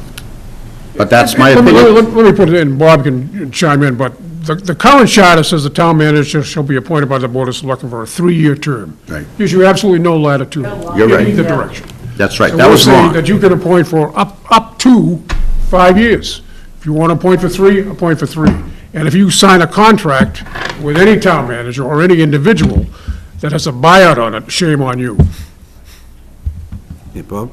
I mean, Jack pretty much explained it. The charter as it is now puts you guys in a hole. Yeah. And what we did was we opened it up. It gives you the leverage to do what you want. I'm not saying, you know, Mike, that 5 years, you're saying that, you know, some people might take that as a shock. No, you guys have the right to do what you ever want. And I think the instance you used, that you never got you didn't get the first choice and the first time and the second choice, well, you know what? I hate to say it was your choice. That's what you picked. Well, I couldn't agree with you, but I think, as I explained before, I sit on this for 3, as these members do, for 3 years. I think I have, or anybody that sits in this position should be able to say what they want. But 5 years, you're kind of harnessed. You can't do anything with the town But manager for 5 I think you're reading it the wrong way. You have the ability, you could say 2 years if you wanted. I understand that. But I maybe didn't get my point in the beginning. I think having gone through and sat through the process the first time and been heavily involved the second time, there's certainly a feel-good feeling. You feel you got your man, or woman, or whatever. I think you'll see it 5 years. That's what I think you'll see. And I just think as a board that rotates and gets elected every 3 years, that it should be 3 years, along with the rotation of the board, just like the 3. That's a judgment the Board of Selectmen can make. And you True, and you had but that- why allow them to go to 5 years? Why not just say go to 3? If you've got someone that you want and like and think is going to work out great, and then you go. That's 5 fine. years. You know what? Because I respect what they did. That's my opinion. The first time through, I gotta say something. the first time I'm not through, you gonna can sit give the guy 3 years, and at the end of the 3 years, you say, you know what? This has been Fine. great. We'd like to go 5 years with you now. All right. You had that option, whereas before, you didn't have that. Oh, no, it should have said 1 to 3. I know, I realize that. That was a problem, but that's fine.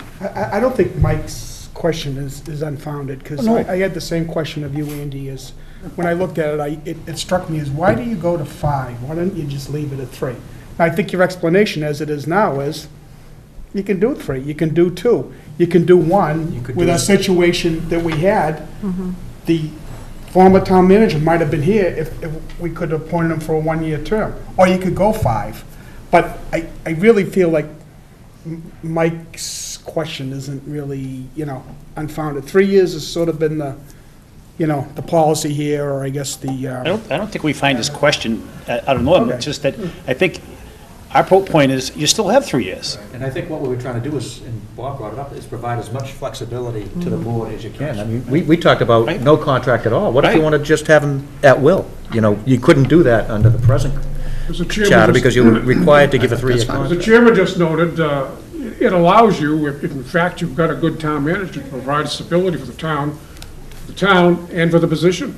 And it is a tendency now for communities to go longer than shorter on contracts. But again, it's a decision that whatever the Board of Selectmen is at that time, hopefully it won't be for quite a time, but if it is, you have that right to. And if the contract is written right, and there are problems, you should have a way out. But it was really designed to provide stability to the town. If you get a good town manager and you want to have a 5-year term, then you have the ability to do that. If in fact you're not comfortable with going out 5 years initially, then go 3, go 2, go 4. I think it was to entice applicants. That was another when reason they you were raised, looking yeah. for the job, that if it said 1, 2, 3 years, they might not be interested. They might not even apply for it. If they thought they were going to have to do this process again in 2, 3 years. So I think that's why we went up to the 5 years. That was one of the reasons. The market changes, as you all know. There will come a time where you'll have a number of applicants. There may come a time where you'll have very few applicants, but when you have a 5-year term, you will be the ability to have a 5-year term, then you have the ability to attract, in my judgment, more candidates. And I hear what you're saying, so it provides leverage for even when you're negotiating that contract. That's correct. When you're negotiating an original contract, and certainly Yep. when you're negotiating a renewal, if it comes to that. So the intent of this, we put it to the people, we vote it Yep. at the ballot box. It doesn't have to be approved by the general legislature, whatever you If call it. 2/3 of the voters approve at a town meeting, it'll go to the ballot in 2015. It's approved by the voters at 2015 at the ballot box. It's done. 2016. 16. I'm sorry, 16. This is 15, that's right. Okay. So the intent is, it's good for 10 years, but there's nothing in here that I see that if you wanted to bring it up in 5 years because there's something you wanted to Sure. change, Yeah, you could do There it. were a number of changes to the existing charter over the Right. past 10 years, probably a half a dozen changes that were incorporated through a special act of the legislature. The last one having been the DPW, which hasn't made it yet, but we've incorporated it here anyway. So my question is probably a place I shouldn't go, but, I hear publicly, there's issues with civil service. I talk to people and, there's issues with civil service and appointing from the civil service list. But the way I read this is that we're basically saying for, if not all, most of the positions that we've got defined in here, they need to be done in accordance with the provisions of Chapter 31 of the Massachusetts General Laws. Chapter 31 applies primarily to police and fire in this town. I don't think civil service rules apply to others. Okay, so that, but that, I guess my question is, Chapter 31 is civil That's service. civil service, I'm sorry, yeah, civil service, right. So in effect, we're locking ourselves into civil service appointments. Well, yeah, I think the civil service, there was a discussion, brief discussion about the fire department we're not taking on the battle of taking people on. No, I know it's a civil service. battle, yeah. It is status quo. It's what it is now. It's, I saw some emails going back and forth. Are your concerns answered about a finance committee question? Is that in the charter? No, that's a bylaw. That's a bylaw, so that's a different animal altogether? Yeah. Okay, all right, That's different. all right. Any other questions or statements? Thanks Is for this your... I just want to reiterate what Tom said as far as the amount of work that Jack did on this. It was outstanding. You did, you put in a lot of time and effort, and thank If you. any of you have any questions, if you go through it, and give me a call. We'll get answers for you. Thank you, thank you very much. Thank you, guys. Thank you. Does this require adoption from us, or do we, when it comes up, an article? An article? All right. We're going to put it on as an article. It's going to come before us. Oh, It'll be on the, so this is more... presented by the charter. Thank you, folks. Yeah, this is more system. Except Lauren will have the article. Okay.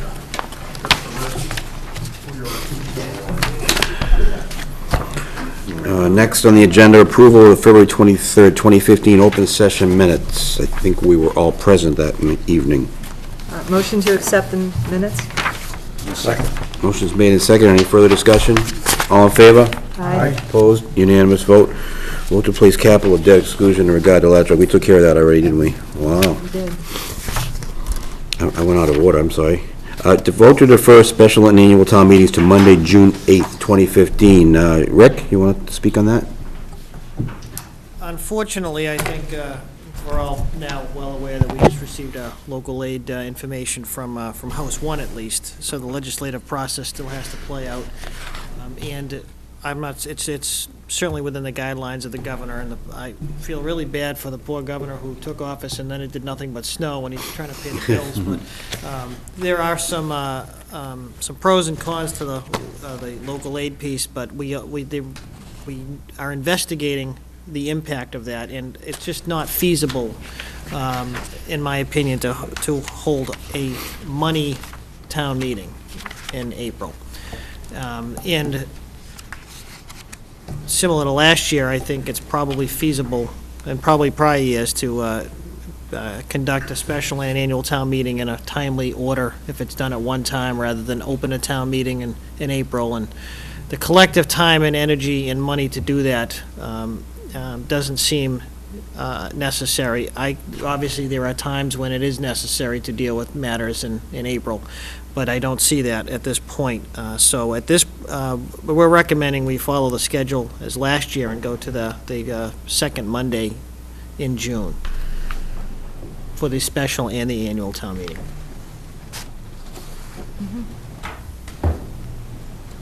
I have no problem with that. That requires a vote? Yes, it does.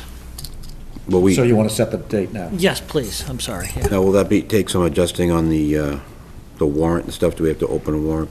No, you don't. articles and that No. sort of stuff, no? Now, the warrant closes on the 13th of this month, and that will remain closed unless there's special circumstances that the board finds necessary. Keeping in mind, there are two, the article that Mr. Buckley raised tonight on the charter, we haven't physically have that yet, but you know that's coming, and there's a placeholder. And the recent recommendation from town council regarding the finance committee bylaw, that's timely. And again, if there's no objections, we obviously plan to put that on also. But as of right now, I think the warrant is more or less complete.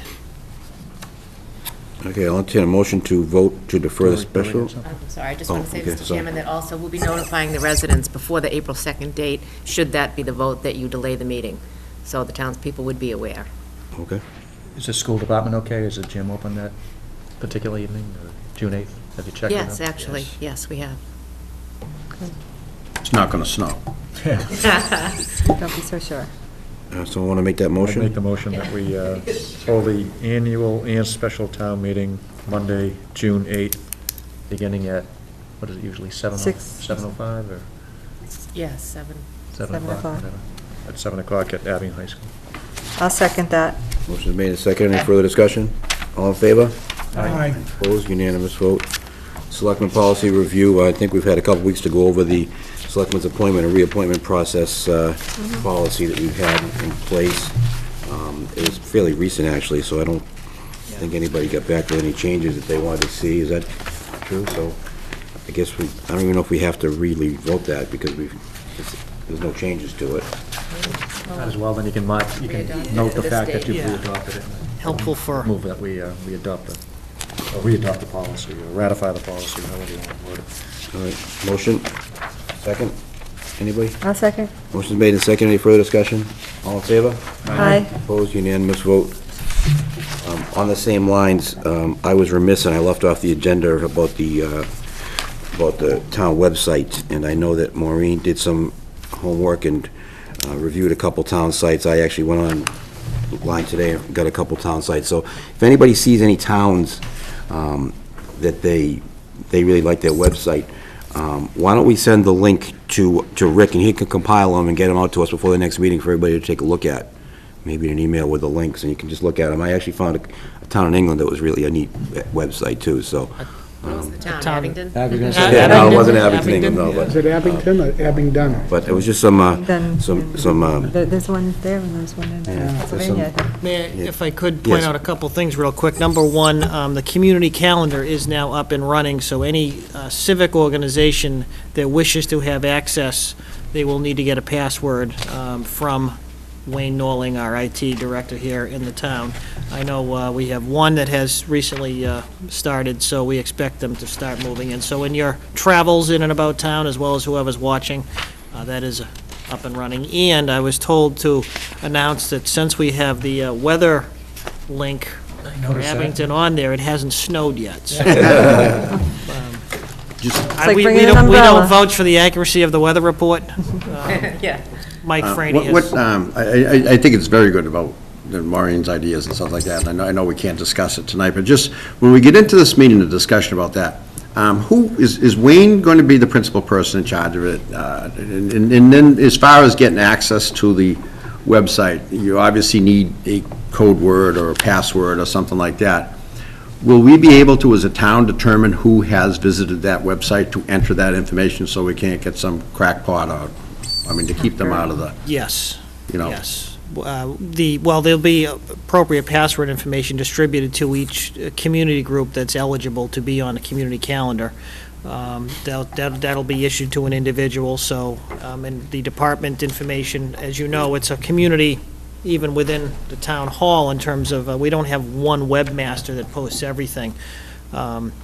Although Wayne may disagree with that. That's not the way it really works. So there are passwords, and you can track who posts what.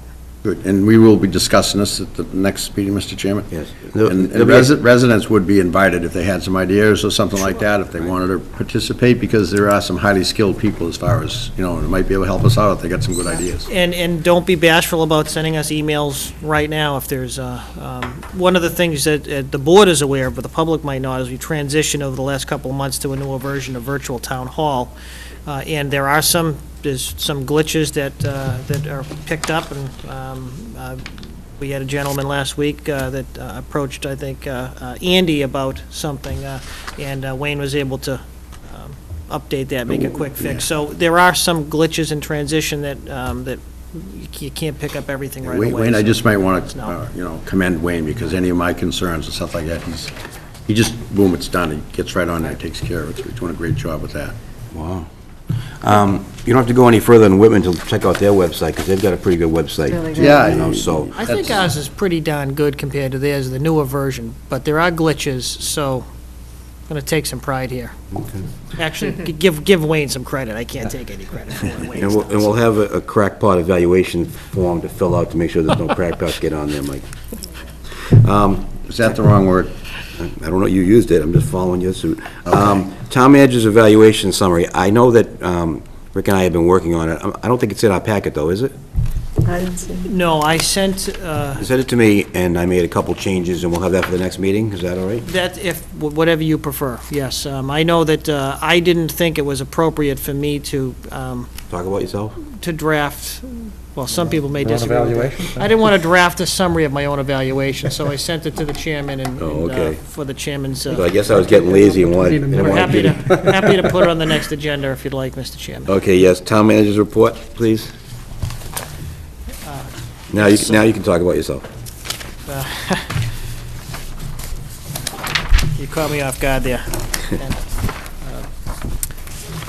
some of this is repeat information for you. As you know, Local Aid House 1 has been released, and we'll be meeting later in the week, our finance team, to see the implications.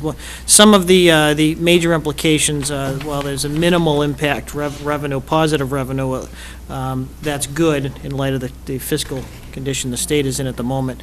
But the assessments and charges are significantly higher, and what the impact is on the school department is something we hope to figure out as the week goes on. So obviously, we'll keep you updated and as that moves forward. We had a meeting this week, and I give credit to Sharon White for putting this together regarding the possibility of regional trash. It's in a recycling contract. There are some obstacles to that, but there are some opportunities, and, this may take a little while to play out if it's even feasible, but it's something we're, again, looking at as a possibility to try to leverage the ability of several towns to work together. Unfortunately, it's hard to find models that are uniform from town to town, so it may take some doing. So if that plays out positively, we'll be happy. But you know how, when you start to work with other communities, it's interesting the things that take off versus the things you thought you were going to accomplish. So I hope it's never a bad endeavor. Just ask you a quick question on that. How many other communities were involved? We had, I think, 5 altogether. Including Abington? Yes, in a discussion. Like I said, we'll see how it plays out, but Yeah. there's certainly interest. I mentioned a couple, tomorrow, we will be sending out an introductory letter to the business community, looking to reinvigorate a business association. One of the things that's important to know, and I know the board's aware of it, but just so the public is, this is in consultation with the local Chamber of Commerce. This is not a competing opportunity or endeavor by the town to compete with the Chambers of Commerce. The initial goal is to reintroduce the concept and try to build a good local database, so that we don't have to spend hundreds of dollars in mailings every time we want to speak to that part of the community.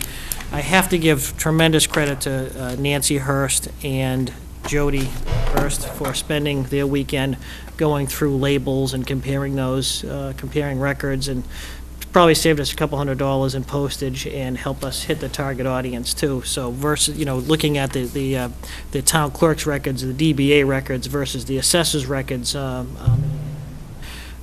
nothing's as easy as it would seem at first glance. So they spent many hours over the weekend preparing to get these out. So I want to put in a good plug for them. So keep your ears open, and we're part of it, and I know there's been draft, but we'll send that out to the board too via email. Obviously, we want to seek leadership from the business community itself. This can't just be a government-driven endeavor. So send people our way if they want to talk more about it. I'm sure you'll be hearing about it, and obviously, we'll be looking to get all of you involved rather than us. So. Just one last thing, because I updated you on it last week or the week before, the COA roof. We did get a letter today, I haven't reviewed it thoroughly, from the Council on Aging, asking us to put their roof on the town's capital plan. As you know, it has survived the winter, but it's limping along. Marshall Adams, our building commissioner, has spent significant time down there. We have spent some funds to try and save that roof, and Marshall is hopeful that the measures that have been taken under his direction will provide another 5 to 7 years of useful life for that roof. But it's a little too early to tell, and we certainly intend to put it on the capital plan as requested by the Council on Aging. So just be aware of that. And there are other written updates, which I think probably best not necessary for me to discuss. Okay, and our next meeting, we hope to have Starwood. Yeah, we have put an invitation out to the Jim Young with the Redevelopment Authority. Obviously, Chris Ayala was prepared to come in when the board, when it works out for all parties. We are trying to confirm Southfield at the moment. As you know, it's in their memorandum of understanding with the board, but it also that they would meet quarterly, but we're trying to track them down for your next meeting. There's a convenience to it in that the SRA meets the same schedule as this board, but they meet at 7 o'clock, so if we can get them in here at our regular start time, there's a convenience to them to not have to, it's not pulling teeth to get them out for another night, I guess, is the, so we're looking to do that hopefully at 6:30 at the meeting on the 23rd, but we need Mr. Barry to, he hasn't gotten back to me yet with a definitive, but. And did you want to have an executive session at the next meeting, too? Did you mention that? Maybe. More than likely, yeah, but I'll. Could it be a short one in the beginning again? Like, that worked out really well, but I don't know if the time fits, that'd be great. Right, I'm a supporter of the short executive sessions. Okay, Mike? Just a couple questions. Not to fall through the cracks, but we had made arrangements with Matt Barry to have a meeting once they got their plan together, but obviously, they haven't got their plan together, so we know how it was going to impact the town as far as money's compensation to the town of Abington. So just wanted to be up front with that. We haven't.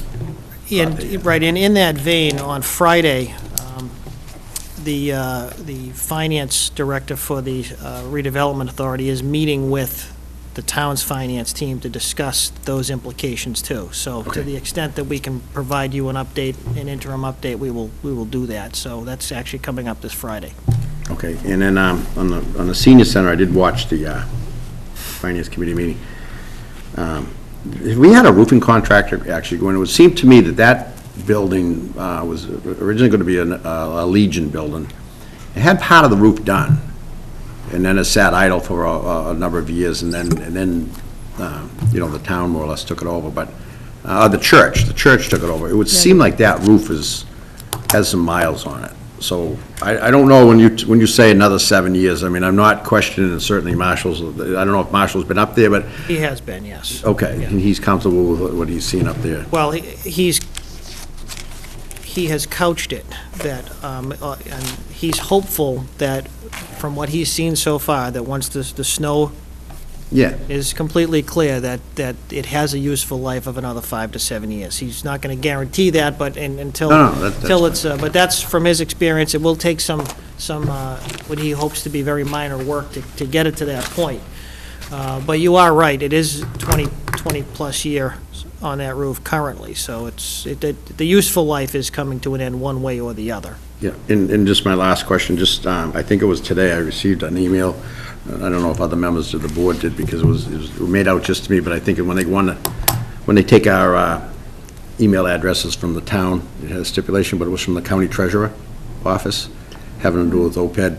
Yeah. Yes. Not OPEC, but the other one. OPEB, Which, you know, as I've sat on this board, is a major concern for this member, for the unfunded liabilities that we have. It's up over $40 million going forward, correct me if I'm wrong.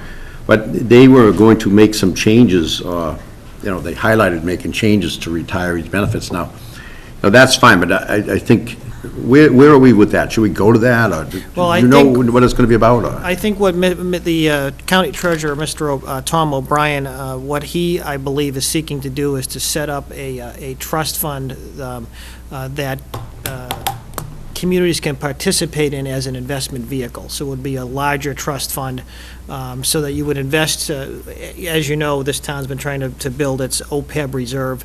The towns could utilize a vehicle through the county treasurer to invest those funds that we put aside for our OPEB liability. I believe that I saw, I believe within the last week, that's a memo that I received, an email from Tom O'Brien. So if that's what you're talking about, this is, I believe, trying to interest communities in a possible investment vehicle for their OPEB reserve funds. Okay, so, I mean, I don't know if you plan on going, or is it some board members should Leo, go? I believe, is... Leo's going to go? That's my understanding, yes. Okay. Great, thank you, that's all I have. Thank you, Mr. Chairman. Anyone else? We'll see you guys in the parade. Oh, yes. Are we all chipping in money and buying candy this year? Sure. All right, good. Well, I just want you to know that both Dory and I are marshals, so if we can keep you from walking into Whitman, we'll be doing well. So it could be an interesting day, but we're looking forward to it. Here it's going to be 70 degrees. Mike's forecast on the website says it's going to be 70 degrees and dry. It is. It was a few years ago. The sidewalks are all clear. That was amazing how quickly that. Right, and Can you make a note? actually, The that's, parade committee paid for that. Yeah, that's a let's- good point. Yes. Yeah, can we make sure that that's said clearly? That's an excellent point. Say that clearly. If some, I'd be say it, but if anybody else Yeah, wishes the to. parade, the St. Patrick's Day Parade Committee paid for a private contractor to clear those streets. And Sidewalks. Sidewalks on the parade route, and they just want the residents to know that. And they, I mean, those members of that committee, they give this town, you know, a great day, and they should be thankful. I'd also like to thank the homeowners along the way, because most of them volunteered, yes, you can put the snow in my yard. Right. They asked a lot of the individuals Keep that the live costs on the down. odd number street. You're not on the odd street, right? You're on. Even. Just one thing, there is a rumor You're going on. around that this thing that they dispose of anything with the plug down the highway barn, somebody said that the town manager had plugs, they were gonna tape it on the back of the selectmen and just, you know, Dispose of us. I'm not. not true. And on that note, Motion's made. Stick with your day job. Thank you. thank you, guys.